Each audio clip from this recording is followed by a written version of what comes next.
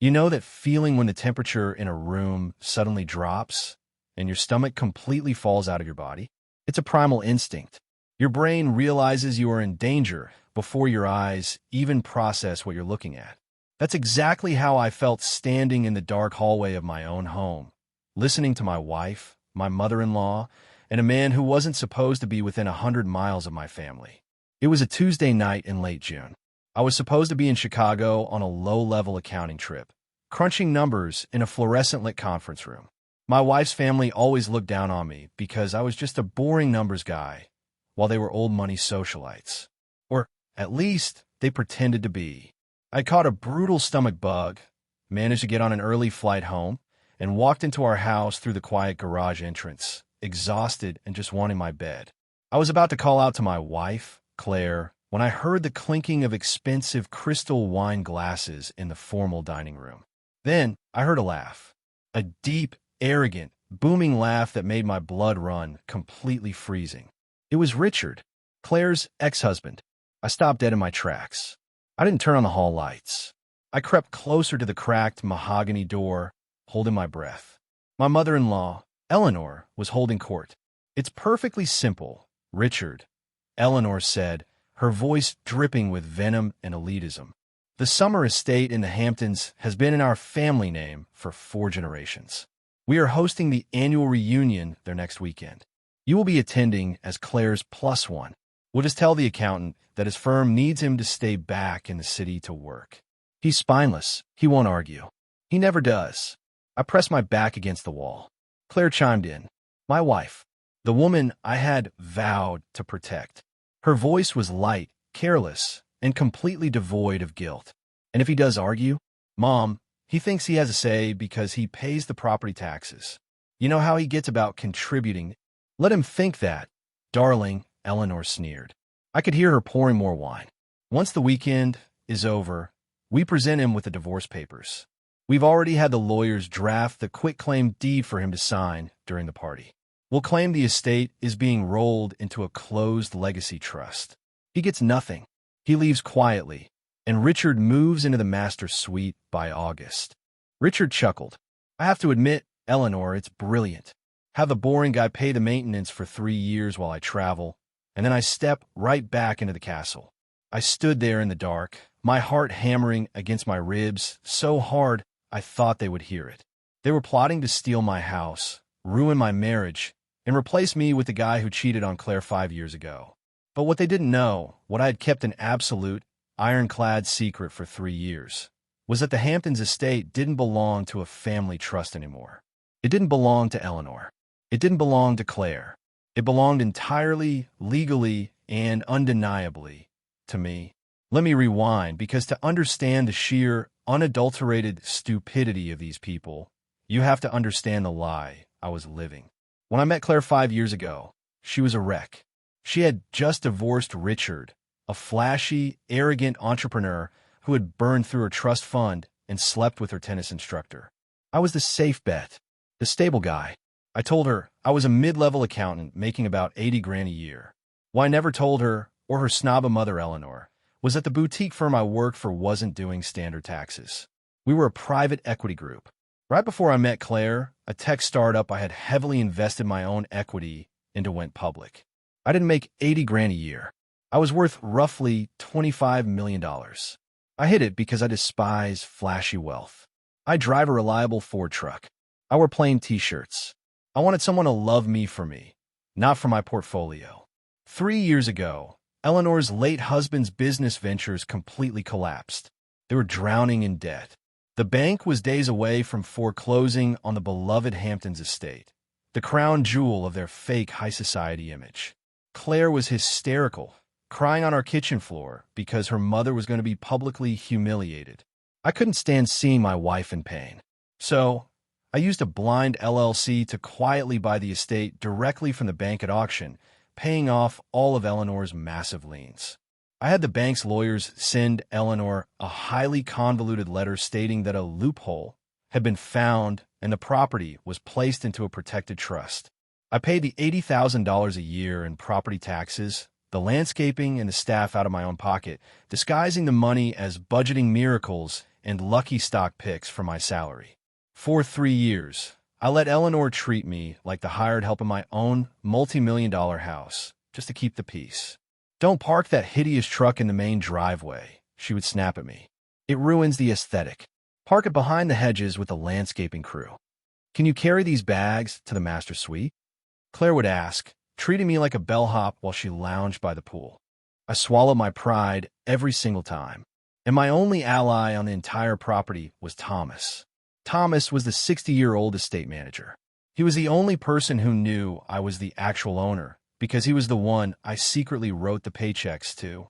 Eleanor treated Thomas like garbage, constantly threatening to fire him. Every time she did, Thomas would just look at me, give a subtle wink, and say, "Yes, ma'am."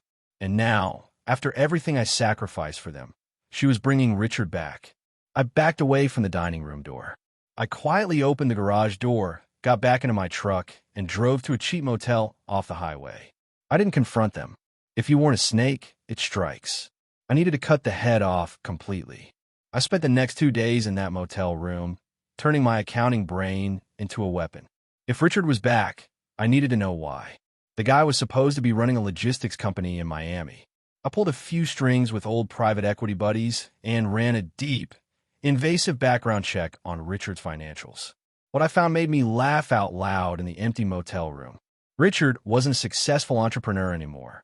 His business in Miami had filed for Chapter 11 bankruptcy 6 months ago. He was drowning in nearly $2 million of debt, most of it tied to illegal offshore sports betting. He wasn't coming back to Claire because he loved her. He was coming back because Eleanor had convinced him the Hamptons estate was a massive, untapped trust fund. He was planning to marry back into the family, convince them to leverage the estate, and use my house to pay off his bookies.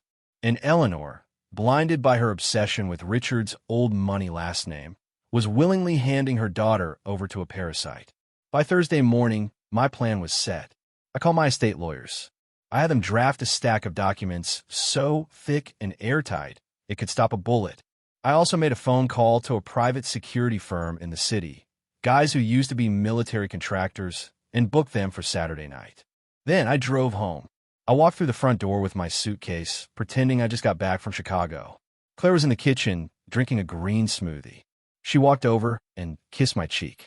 It made my skin crawl. "Hey, honey, how was the trip?" she asked, not actually caring about the answer.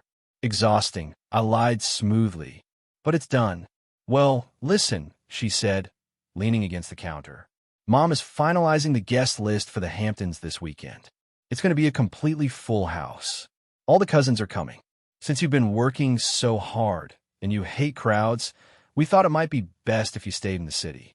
You know how stressful my family gets." She was trying to bench me. I looked her dead in the eye, holding her gaze for just a second too long. "Actually, Claire, I pulled some all-nighters in Chicago to clear my schedule. I wouldn't miss this family reunion for the world. I really feel like we need to spend some quality time together." Her perfect, Botox smile faltered for a fraction of a second. A flash of pure panic crossed her eyes. "Oh, well, that's great. But honey, the main house is full. You might have to sleep on the pull-out couch in the pool house." She was putting her husband in the pool house. "That's fine," I smiled, picking up my bags. "I love the pool house. It gives me a great view of the whole property." Friday afternoon, we drove up to the coast. The drive was agonizing. Claire spent the entire 2 hours texting frantically on her phone, angling the screen away from me. When we pulled through the massive, wrought iron gates of the estate, Eleanor was already there on the veranda, holding a martini glass, aggressively directing the catering staff. And sitting on the custom teak patio furniture, smoking a thick Cuban cigar and wearing a linen suit, was Richard. I parked my truck. Before I even cut the engine, Richard was walking over, a smug, punchable grin on his face. "Look who decided to show up," Richard laughed, leaning against my truck. "The number cruncher. Didn't think you'd make it, buddy." "Wouldn't miss it, Richard," I said, stepping out. Eleanor glided over, her heels clicking on the imported stone. She completely ignored me and looked at Claire. "Darling, you look exhausted. Go inside. Maria drew a bath for you."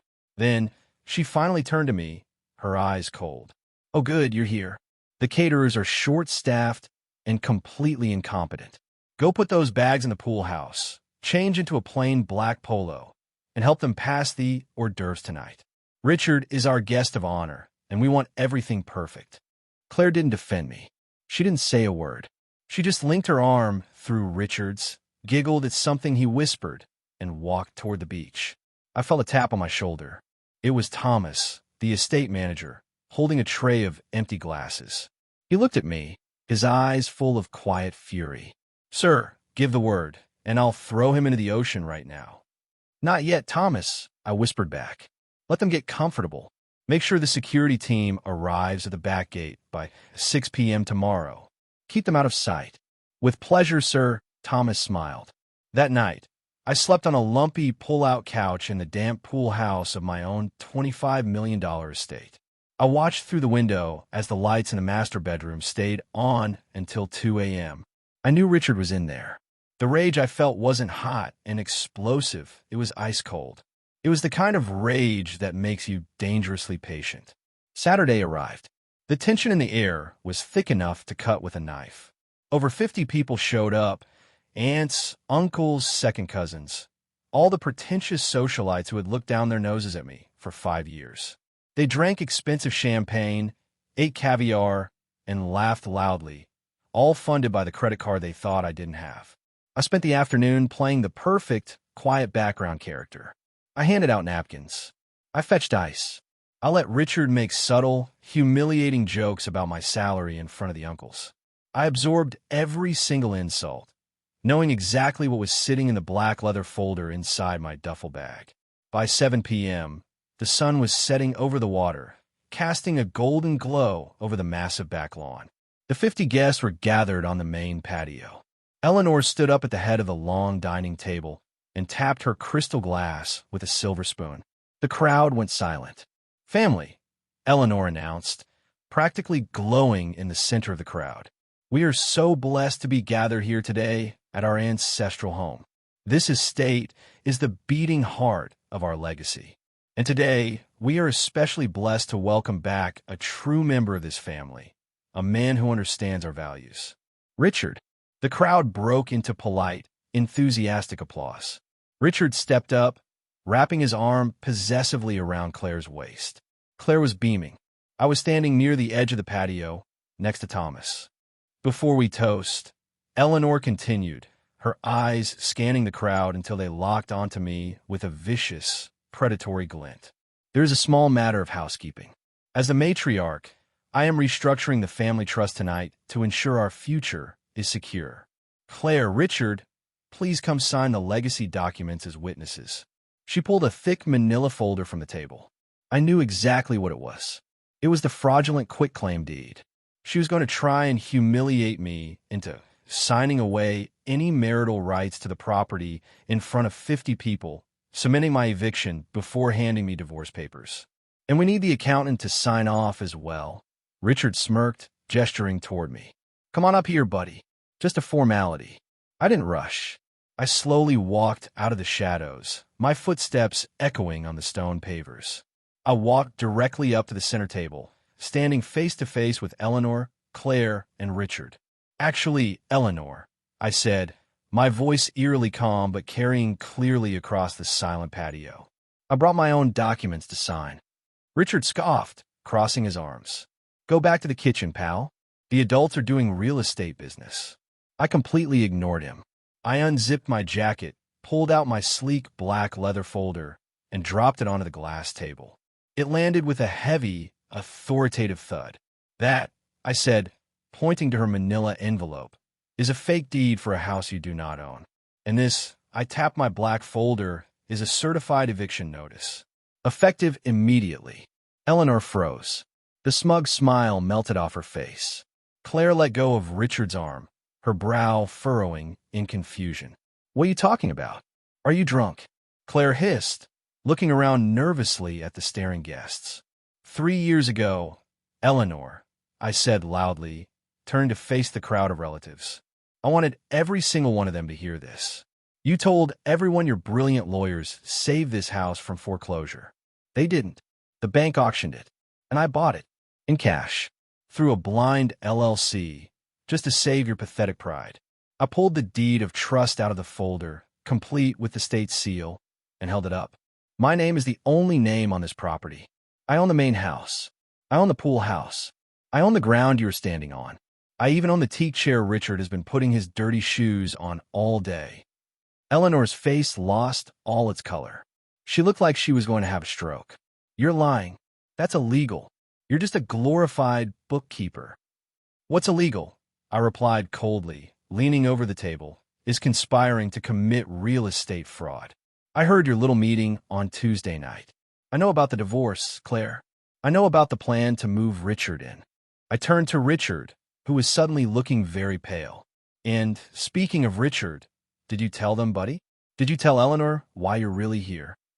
I pulled the financial printouts from my folder and tossed them onto the table. Richard's company is bankrupt. He's $2 million in debt to offshore bookies. He came back to marry Claire so he could leverage this estate to save his own kneecaps. He's broke, Eleanor. He's broker than I ever pretended to be. The silence on the patio was deafening. Claire looked at Richard, horrified. Is that true? She gasped. Richard opened his mouth, but nothing came out. Eleanor started shaking.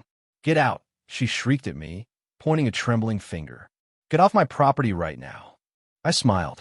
I looked over at Thomas and gave him a single nod. Thomas pulled a walkie-talkie from his belt. Send them in. The heavy wooden gates at the side of the property violently swung open. My private security team, 4 massive, heavily armed men in black suits, marched onto the patio in perfect unison. Gentlemen, I said, looking at the lead guard, these 50 people are trespassing on my private property.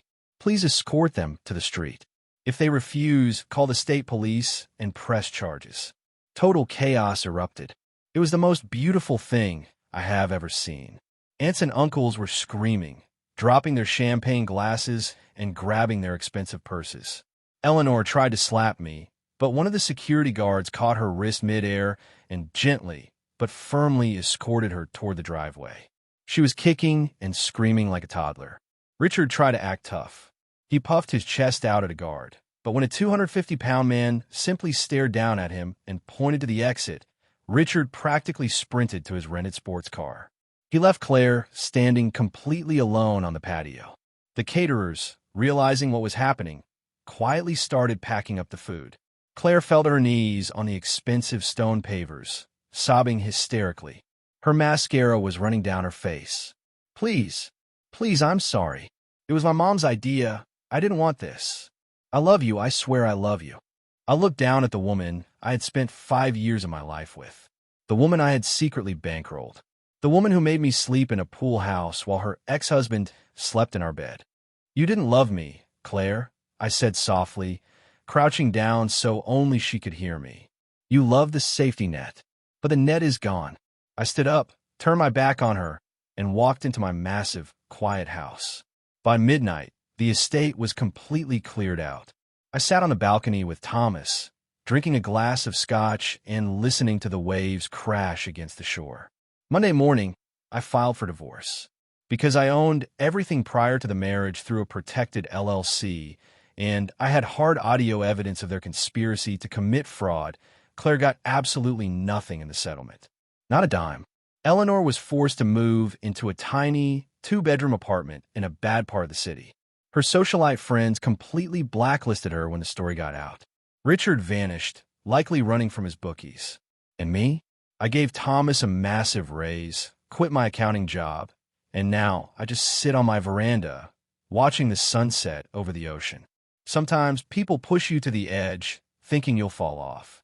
They never expect you to turn around, smile, and by the cliff. If you love this story of ultimate karma, hit that like button and tell me in the comments, what would you have done if you heard that conversation in the hallway? Don't forget to subscribe to Vengeance Diary for more unbelievable, true stories of toxic families getting exactly what they deserve. Until next time, stay vigilant.